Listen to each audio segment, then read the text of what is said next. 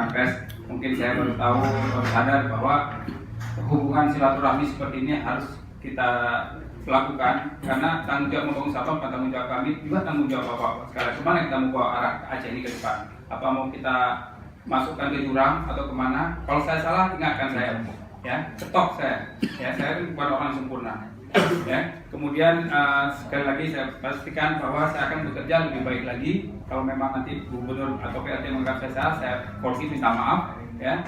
Juga pada pengawas saya minta maaf juga, tolong diri saya yang baik, ya, karena saya terserang dalam waktu Pak, dalam waktu 6 bulan bekerja ini saya sebenarnya ingin ke depannya lebih baik, tapi masalah-masalah PR belakang itu, ya, itu yang mengganjal saya, harus saya selesaikan juga.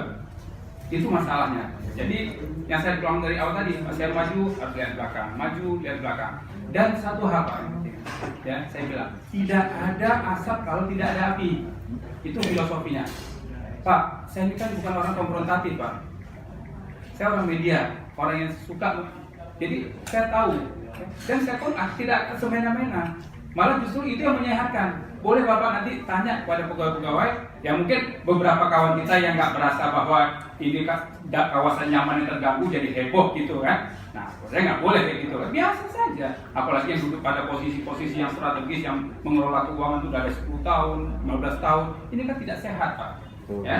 Nah, inilah saya upayakan supaya ke depan itu hal-hal yang tadinya stigma masyarakat pada BPKS itu saya ingin hilangkan, saya ingin jalankan sebagai aturan hukum yang ada. Nah, itu saja Pak, terima kasih.